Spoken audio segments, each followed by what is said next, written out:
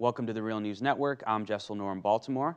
This is part 2 of our discussion with Leo Panitch. He's the Canada Research Chair in Comparative Political Economy and a distinguished research professor of political science at York University of Toronto, author of many books. You can go and just read below the bio and check out a whole list of Leo's work.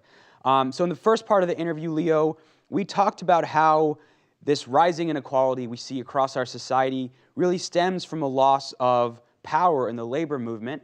But we want to also talk about how the working class and how organized labor can help address some of these problems. What would an effective strategy look like? Well, I think that unions need to put far, far more resources than they're currently doing into organizing and organizing people in a broad array of arenas of their lives, not only in the workplace. Uh, uh, you know, SEIU is putting somewhere between 100 and 200 staff into the fight for 15, which is the fight for a living wage in the fast food sector, et cetera. And that's impressive, but it's not nearly enough given the scale of the problem. Here in Canada, there's been a big union merger between the Canadian auto workers and the chemical and energy and paper workers in Canada, producing the largest private sector union in the country. And they've committed to creating branches for people who don't have collective bargaining rights, who are precarious workers, etc. But there's very little evidence that they're putting the resources into hiring the army of organizers, which are needed to make this happen. And this is an old problem. Unions like the SEIU have put efforts into getting people organized, but then put very, very little resources into servicing them properly. Sometimes they've got them organization rights by conducting public relations campaigns, shaming corporations, as they did with the Justice for Janitors campaign. But they then put very, very little resources into servicing them. So this just isn't good enough. And we need to go back, as I was saying in our earlier interview, to the example of the 1930s, when the CIO, led and staffed by some very, very radical people who later were accused of being communists because they were so radical, most of them weren't, um, who devoted their lives to organizing. This does mean that they won't be able to pay those organizers fat bureaucratic union salaries, and that's a good thing. That also needs to be part of the consideration in terms of reducing income inequality. And that army of organizers, which was driven out of the American labor movement in the late 1940s and 1950s, needs to be brought in. And heaven knows there's enough radical young people. We see that from Occupy. We've seen it from the anti-globalization protests going back to Seattle in 1999.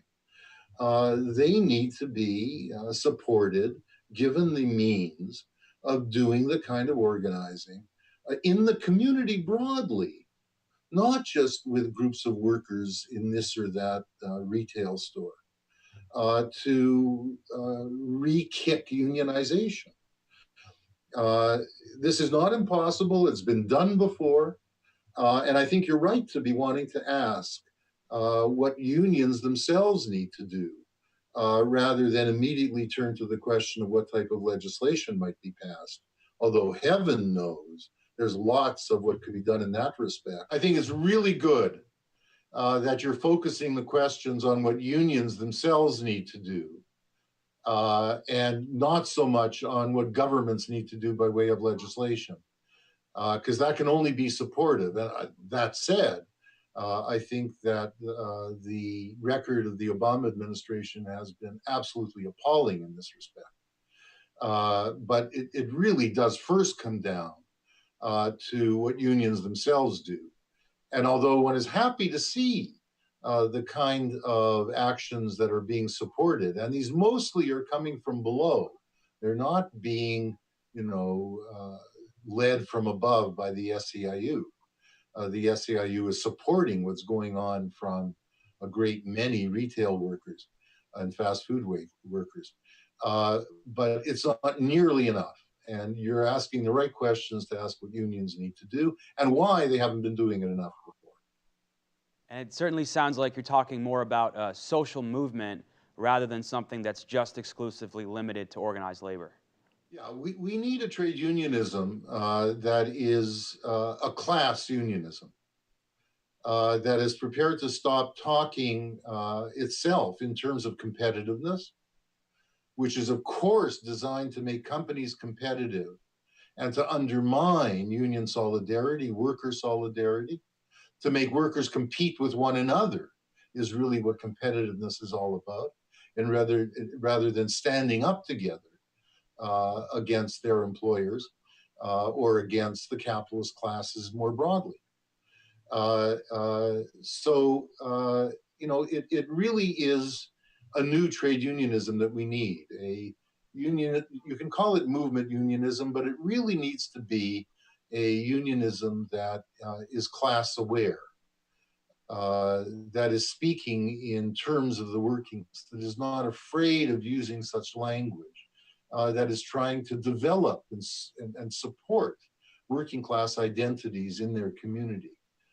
This was done previously, and it's the only way in which we're going to get at ameliorating the appalling inequalities that currently exist.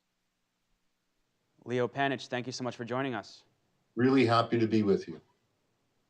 We'll link to both parts of this interview at therealnews.com. You can follow us on Twitter at TheRealNews. Tweet me questions, story ideas, and I'll be asking our viewers questions on my Twitter handle, which is @JesselNor. Thank you so much for joining us.